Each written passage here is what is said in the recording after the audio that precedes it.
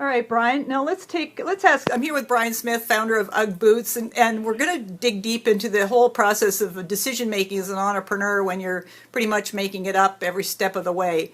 Brian, what's the balance, if any, between gut instinct and doing it that way, and also taking in the information, doing more of a rational approach, or is there a balance?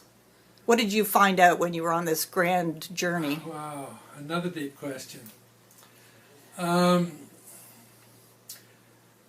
think the way I can attack this answer is to say that it was very different in the first few years of the business than it became in the next like years 10, 11, 12, for instance. At first, I had no idea. I was an accountant that became a sheepskin importer in California. Had never, ever done that sort of business. I had to become a salesman. I didn't have a clue when I left Australia about this strata of salesmen that existed in America. It was a huge force. So I was winging it pretty much the first 3 or 4 years of the business. You know, I'd been an accountant and had a pretty good, feel for business savvy, but that was always after the event as an accountant. I never was.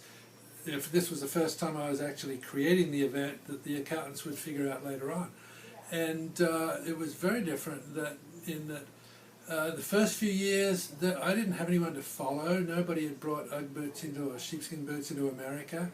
I had to figure out how to go to trade shows. I had to figure out how to go on the road and sell.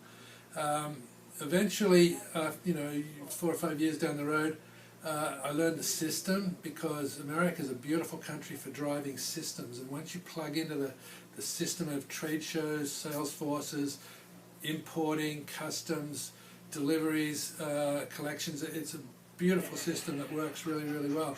But I had to learn every one of those steps from trial and error. Now, let's go forward the next 10 years. It became a lot of rules, a lot of guidelines. We would have a product development committee that would make sure we had a product development schedule in place. We had quality control come in. We had research into markets, into the sales force.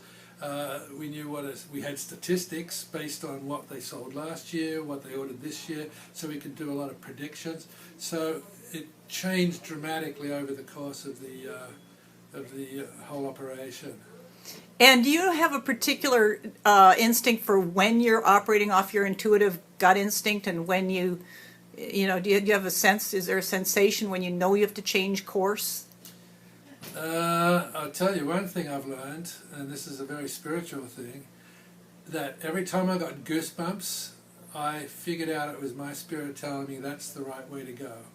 And this happened the day I opened a surf magazine and saw an ad for sheepskin boots, and that was the goosebumps that created my desire to bring the sheepskin boots into America in the first place, to goosebumps right at the end when Oprah, Oprah's group called and wanted to get boots for the Best Picks of Christmas show.